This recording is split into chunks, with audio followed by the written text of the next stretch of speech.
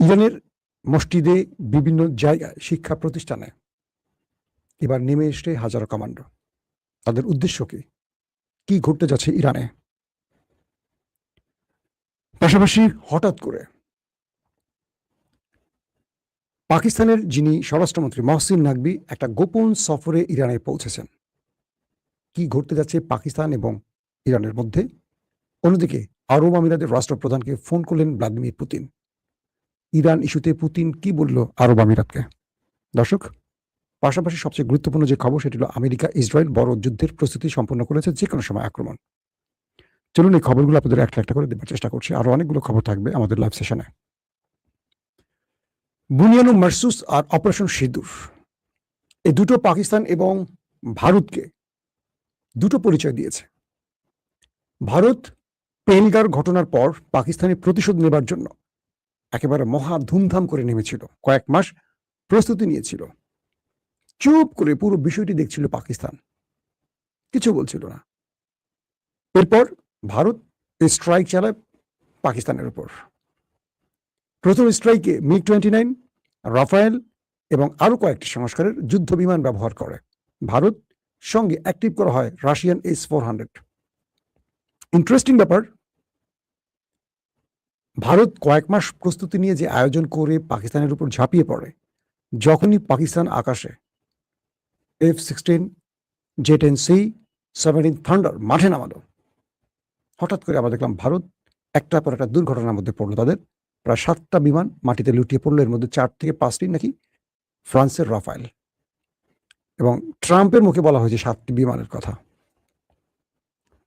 এবং তাদের BrahMos missile storage Kashmir সীমান্ত কয়েকটি এলাকা এত বেশি ম্যাসিভ আকারে পাকিস্তান ঢুকে গিয়ে সেই দেশটির ভেতরে তারা 3 প্রজন্মের যুদ্ধ বিমান দিয়ে তাণ্ডব চালিয়ে আসে যে ভারত অল্প সময়ের মধ্যে ট্রাম্পকে ফোন দিয়ে বলে, প্লিজ যুদ্ধ বন্ধ করুন, পাকিস্তান তো আমাদের শেষ করে ফেলছে, তামা করে ফেলছে পাকিস্তান।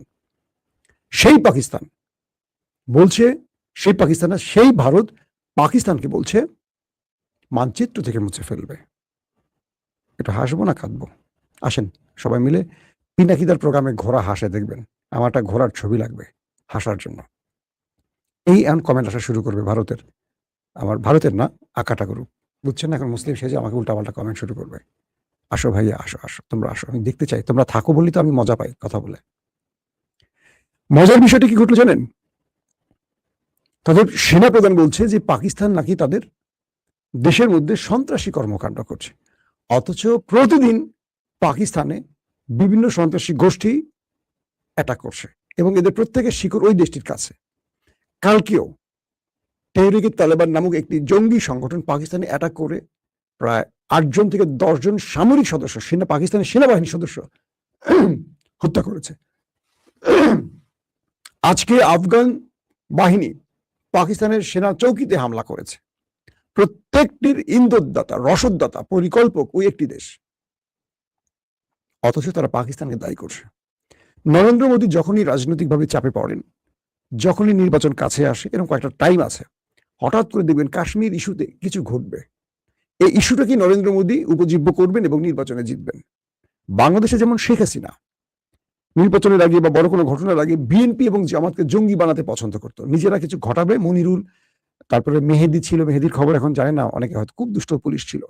মনিরুল একটা ছিল নাম পরিচয়হীন, আর ছিল আমাদের হারুন বাটপার, বিপ্লব। এরা হাসিনার কাছে প্রিয় হয়েছে। অযোগ্য লোকগুলো, এই দুষ্ট লোকগুলো প্রিয় হয়েছে কেন? এরা হাসিনার যত অন্যায় কাজ ছিল এগুলোকে বৈধতা দিত এবং এগুলো তৈরি করতো, স্ক্রিপ্ট করে দিত। এভাবে বিএনপি এবং জামাতকে গত 15 বছর ধরে জঙ্গি বানাতো এই পুলিশগুলি। এখন তারা বলে আমরা আসলে চাকরি করেছি, আমাদের তো হাসিনা করিয়েছে। ফাইজলামি যেটা শেষ আছে। তো সেই ভারত পাকিস্তানকে এখন বলছে মানচিত্র থেকে মুছে ফেলবে, যারা মাত্র কয়েক ঘন্টায় পাকিস্তানের কাছে ধোলাই খেয়ে ঘরে ঢুকে গেছে। আসলে ঘটনাটা কি? যখন আরব আমিরাতের সাথে ভারতের নরেন্দ্র মোদী ঝটিকা সফর করে বৈঠক করলো, তারপর কেন যেন আরব আমিরাত পাকিস্তানের উপর ক্ষিপ্ত আর ভারতকে লাগিয়ে দিয়েছে, যার কারণে আফগান বাহিনী বা পাকিস্তান সীমান্ত চৌকিতে হামলা হয়েছে। আজকে পাকিস্তানকে আবারও টালমাটাল করতে চায় যাতে পাকিস্তান ইরান ইস্যুতে কোনো সিদ্ধান্ত নিতে না পারে। এরই মধ্যে পাকিস্তানের যিনি স্বরাষ্ট্রমন্ত্রী মহসিন নাকভি গোপনে হঠাৎ করে চলে গেলেন ইরানে এবং ইরানের স্বরাষ্ট্রমন্ত্রীর সাথে গুরুত্বপূর্ণ বৈঠক করলেন। কিছু গণমাধ্যমে খবর চলে এসছে। বলা হচ্ছে ইরানে পাকিস্তানের কি মিশন, বা ইরান পাকিস্তানের মিশনটা কি মূলত। দেখেন কয়েকটা ডট মিলাই আমরা। মহসিন নাকভি যখন ইরানে সফর করছেন সেই সময়টাতে ভ্লাদিমির পুতিন আরব আমিরাতের রাষ্ট্রপ্রধান মোহাম্মদ বিন জায়েদকে ফোন করেছেন। আনুষ্ঠানিকভাবে ব্রিফে যেটা আসছে, দুই দেশ স্বার্থ সংশ্লিষ্ট বাণিজ্যিক কিছু বিষয়ে কথা হয়েছে, কিন্তু নেপথ্যের খবর হলো ভ্লাদিমির পুতিন আরব আমিরাতকে কিছুটা শাসিয়েছেন। বলেছেন যে গালফ কান্ট্রির বাকি দেশগুলো ইরান ইস্যুতে যে সিদ্ধান্ত নিচ্ছে আরব আমিরাত, তুমি সেই সিদ্ধান্ত নাও। তুমি আমেরিকার প্রেসক্রিপশনে তুমি যে লাভান দ্বীপ দখল করতে চাও, পারস্য উপসাগরের যে গুরুত্বপূর্ণ স্ট্র্যাটেজিক পয়েন্ট লাভান দ্বীপ, এটা তোমার জন্য অনেক বড় ক্ষতির কারণ হবে। মার্কিন গণমাধ্যম, মার্কিন বেশ কয়েকটা গণমাধ্যম, পাশাপাশি টেলিগ্রাফের মতো গণমাধ্যম বলছে, ট্রাম্পের কয়েকজন ঘনিষ্ঠ জনরা এই গণমাধ্যমটিতে জানিয়েছে আমেরিকার প্রেসিডেন্ট ডোনাল্ড ট্রাম্প আরব আমিরাতকে বলেছে পারস্য উপসাগরের যে দ্বীপটির কথা বললাম লাভান, সেটি দখল করার জন্য। এটি এত সহজ হবে তার জন্য, অর্থাৎ আমেরিকা বলছে তাদেরকে সব রকম সহযোগিতা দিয়ে এই কাজটি আরব আমিরাতকে করাবে, আবার আরব আমিরাত যেন এই কাজটি করে। তো বলা হচ্ছে এই বিষয়টিও পুতিনের টেলিফোন আলাপের অংশ ছিল এবং আরব আমিরাতকে ইরান বিরোধিতা থেকে সরে আসার জন্য চাপ দিচ্ছে পুতিন, এটিও বলা হচ্ছে কিছু কিছু গণমাধ্যমে। ইন্টারেস্টিং ব্যাপার হলো আরব আমিরাত ট্রাম্পের আর ইসরায়েলের কোর্টে বসে ইরানের বিরুদ্ধে গুটি চালছে। তো আরব আমিরাত থেকে যখনই নরেন্দ্র মোদী ভারতে ফিরে গেলে তখনই আবার পাকিস্তান সীমান্তে উত্তেজনা বেড়ে গেল। সেনাপ্রধান হট হট কথা বলা শুরু করলেন, যিনি নিজেই যুদ্ধে লেজ গুটিয়ে পালিয়েছিলেন। পাকিস্তান শুধু একটি বাক্য বলেছে ভারতকে, তুমি আসো, তোমার জন্য আমরা অপেক্ষা করছি, বাট আমরা বুনিয়ানু মার্সুস তোমাদের জন্য কন্টিনিউ করব। ভারত বলছে, ভারতের সেনাপ্রধান বলছে অপারেশন সিঁদুর শেষ হয়নি। পাকিস্তান বলছে আসো, বুনিয়ানু মার্সুসও শেষ হয়নি, তোমার জন্য ওয়েট করছে। আর কি বলা লাগে। তো এই পরিস্থিতিতে পাকিস্তানকে বেকায়দায় ফেলতে, যেহেতু পাকিস্তান এই মুহূর্তে ইরানকে বিভিন্ন ফর্মের সহযোগিতা করছে, এবং জানেন যে লিন্ডসে গ্রাহাম ইসরায়েলি মদতপুষ্ট মার্কিন একজন গুরুত্বপূর্ণ পলিটিশিয়ান, সে লিন্ডসে গ্রাহাম তিনি পাকিস্তানের বিরুদ্ধে বেশ ভৎসনা করছেন এবং বলছেন পাকিস্তানকে সাহায্য করার জন্য, কারণ পাকিস্তান ইরানকে সহযোগিতা করছে, পাকিস্তান ইরানের বিমানকে আশ্রয় দিচ্ছে, ব্লা ব্লা ব্লা। এবং তিনি বলছেন পাকিস্তান দুই নৌকায় পা দিয়েছে, কখনো আমেরিকা কখনো ইরান, অথচ এই কাজটি আমেরিকা পাকিস্তানের পা ধরে করিয়েছে যুদ্ধবিরতি। এই পরিস্থিতিতে মহসিন নাকভির সাথে ইরানের যে গুরুত্বপূর্ণ বৈঠক, এই বৈঠকটি অনেক ইস্যুর সমাধান হবে বা অনেক কিছুর হতে পারে। কিরকম? আগামী কয়েক ঘন্টা বা আগামী কয়েকটা দিনের মধ্যে আবারও একটা মহাযুদ্ধ প্রলয় বাঁচতে পারে। সেইখানে পাকিস্তানের ভূমিকা কি হবে, বা ইরান পাকিস্তানের সাথে কি কি বিষয় চাচ্ছে, অথবা আমেরিকা পাকিস্তানকে জরুরি ভিত্তিতে পাঠালো কিনা কোনো মেসেজ দেওয়ার জন্য, এই বিষয়গুলো কিন্তু পাকিস্তানের সফরের আলোচনার বিষয় ছিল। কিন্তু দেখেন দুষ্টগুলো কি বলছে আর বাইরের প্রচার হচ্ছে কি। পাকিস্তান এই মুহূর্তে একটা ভালো ভূমিকা পালন করছে ইরানের জন্য, এবং এইটুকু বলা যায় ইরান পাকিস্তানকে একটা ভালো সাহায্যকারী বন্ধু হিসেবে পেয়েছে। ইরান কেমনই রাখতে হবে, তার সবচেয়ে বিশ্বস্ত বন্ধু এই অঞ্চলে ভারত পেছন থেকে ছুরি মেরেছে, ইসরায়েলের পক্ষে দাঁড়িয়েছে। আর যে ইরান এতদিন পাকিস্তানকে শত্রু বানিয়ে রেখেছিল ভারত ইস্যুতে, আজকে সেই পাকিস্তান ইরানের পক্ষে দাঁড়িয়েছে। এটা রাষ্ট্রীয়ভাবে অনেক সময় অনেক কিছু হয়, এখানে আমি একদম খোলামেলা বলি, আমি সমালোচনা না, আমি যেটার মানে আসল সংবাদের যে ভিত্তির জায়গাটা আপনাদের, আমরা অনেক সময় ইরানের খুব প্রিয় হয়, ইরান অনেক ভুল সিদ্ধান্ত নেয়। আপনাদের মনে রাখতে হবে ইরান তুরস্ককে দুর্বল করার জন্য, এরদোয়ান সরকারের পতনের জন্য অনেক বড় ভূমিকা রেখেছিল। এরদোয়ান এখন পর্যন্ত, কালকে ইরানের গুরুত্বপূর্ণ জাতীয় নিরাপত্তা প্রদান করেছেন তুরস্কে। তুরস্ক কি পরিমাণ ইরানকে সাপোর্ট দিচ্ছে কল্পনা করতে পারবে না, কিন্তু তুরস্ক এটা প্রকাশ করে না খুব বড় ফ্রেমে, কারণ সে ন্যাটো সদস্য বা তুরস্ক অনেক কিছু গোপন রাখতে চায়। অথচ এরদোয়ানের জায়গায় যদি সিএচপি বা বামপন্থীরা জিততো, আজকে ইরানের অবস্থাটা কি হতো? কারণ ওই গ্রুপটা আমেরিকার মদতপুষ্ট ছিল। ইরানের এইরকম মাথামোটা কিছু সিদ্ধান্তের জন্য ইরান কিন্তু মুসলিম বিশ্বের সমর্থন কম পায়, মানে না মানেন। হ্যাঁ, তারা সাহসী, তাদের ইমানি চেতনা স্ট্রং, তারা আমেরিকাকে অ্যাটাক করেছে, অনেক বিষয় আছে, তারা ফিলিস্তিনের ব্যাপারে তাদের চিন্তা অনেক আমাদের সাথে মিলবে। কিন্তু ইরানের মুসলিম বন্ধু একটা নাম বলেন আছে? একটিও নাই। কারণ কি? ইরানকে রাশিয়া ব্যবহার করছে, ইরান ব্যবহার করছে, সেই অর্থে কি সহযোগিতা করছে বলেন?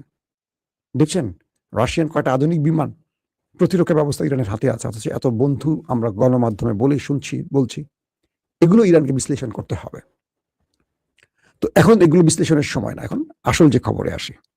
বলা হচ্ছে যে ইরানের মসজিদে মসজিদে হাজারো নারী পুরুষ নেমে এসছে, মসজিদে অস্ত্র হাতে নিয়ে প্রশিক্ষণ দেওয়া হচ্ছে, সবাইকে বলা হচ্ছে নেমে আসুন। প্রত্যেকটা নাগরিক, নারী কিংবা পুরুষ, অস্ত্রের ট্রেনিং নেই। রাস্তায়, সড়কে, পার্কে, বিদ্যালয়, কলেজে, মসজিদে, প্রত্যেকটি জায়গায় এখন অস্ত্র হাতে ইরানের কমান্ডোরা সাধারণ নাগরিকদের অস্ত্র প্রশিক্ষণ দিচ্ছে। এই যুদ্ধটা একেবারে সিভিল পর্যায়ে চলে আসবে। সিভিলিয়ানরা লড়াই করবে বিশ্ব শক্তির সাথে, এমন জায়গায় ইরান পৌঁছে দিতে চায়। কারণ এই লড়াইটা আজকে যেটা ইরানের গণমাধ্যমে ইরানি জনগণদের অনেক নারীর ইন্টারভিউ আমি দেখলাম, তারা বলছে ট্রাম্প তুমি আসো, তোমার জন্য ওয়েট করছে, তুমি আসো, তোমার জন্য ওয়েট করছে। নারী বলছে, একজন ইরানি নারী। অনেকেই বলছেন এটা আমাদের মানচিত্র রক্ষার যুদ্ধ। তো ট্রাম্প যে প্ল্যান করছে, ইসরায়েল যে প্ল্যান করছে যে তারা বড় অ্যাটাক চালাবে ইরানে, অ্যাট এ টাইম কমান্ডো নামাবে, একই সময় রেজিম চেঞ্জের জন্য সরকার বিরোধী গ্রুপটাকে মাঠে নামাবে। তো যেই জনগণ আজকে অস্ত্র হাতে নেমে গেছে, এই জনগণের সামনে গোটা কয়েক রাষ্ট্রবিরোধী নামবে ট্রাম্পের আবেদনে, নাকি উল্টো ঘটে যাবে? উল্টো ঘটে যাওয়ার সম্ভাবনা সবচেয়ে বেশি। মসজিদে কল্পনা করেন, আমাদের বাংলাদেশের মানুষ আবার বলবে আল্লাহ আল্লাহ, চাঁদ গেল চাঁদ গেল চাঁদ গেল। মসজিদ নামাজের স্থান, মসজিদ বিয়ের স্থান, মসজিদ বিচারের স্থান, মসজিদ সমাজকে পুনর্নির্মাণে, পুনর্গঠনে, এখান থেকে বক্তব্য দেওয়ার জায়গা। মসজিদ প্রতিটি মুসলমানের যে কোনো কাজে ব্যবহার করা যাবে, একমাত্র হারাম কাজ ছাড়া। কিন্তু আমরা মনে করি, আমি আটকে গেছি আবারও।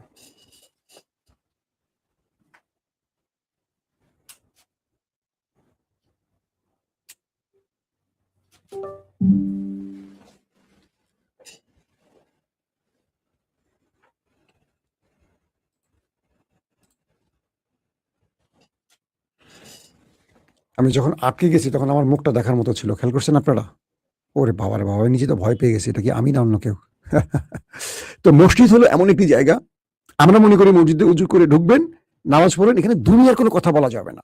আল্লাহ রাসূল মসজিদ থেকে বিচার করতেন। আমরা মসজিদে বিয়ের কাজটা করি না, দেখেন আপনারা? সেটা দুনিয়ার কাজ না? তো ইরান সেই মসজিদে পুরো কাজটা লাগাচ্ছে। প্রতিটা মসজিদে একদম রাইফেল হাতে নিয়ে আসছে কমান্ডোরা, জনগণকে সবাইকে উদ্বুদ্ধ করছে, সবাই যেন তার আত্মরক্ষায় নিজের ট্রেনিংটা সেরে নিতে পারে। ইরান কোন লেভেলে নেমে গেছে বুঝতে পারছেন দর্শক? পাশাপাশি আরো কিছু খবর আছে এরকম যে ট্রাম্প, এই খবরটি আমার সোশ্যাল মিডিয়া এটা দেওয়া নিরাপদ না, ইরানের শীর্ষ নেতার হত্যা প্রতিশোধ শীর্ষ নেতা চায় ইরান, সেই শীর্ষ নেতাকে ডোনাল্ড ট্রাম্প। এটির জন্য কোনো পুরস্কার ঘোষণা করা হয়েছে এমন কিছু খবর আমাদের কাছে আসছে। পাশাপাশি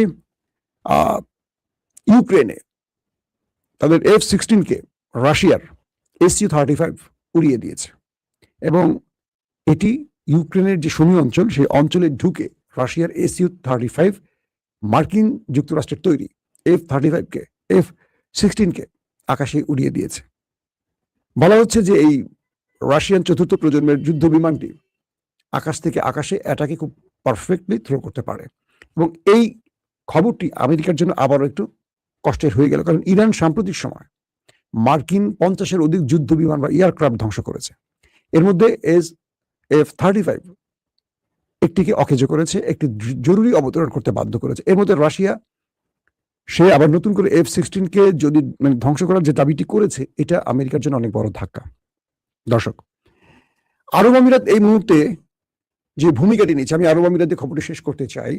এই ভূমিকাটি সবচেয়ে ভয়ঙ্কর হচ্ছে। আপনারা তার্কিশ যে সিরিয়ালগুলো দেখেছিলেন মনে আছে, আমির বোজান, আপনাদের মনে আছে? যেই বেদিনগুলি, এদের একটা আধুনিক এদের সংস্কারটা কিন্তু আজকের ইরান, তারপরেও আজকের ইরান আর তাদের মধ্যে একটা পার্থক্য ছিল। আরব আমিরাতের মোহাম্মদ বিন জায়েদ, তিনি আসলে কে, এটা এখন খোঁজা উচিত।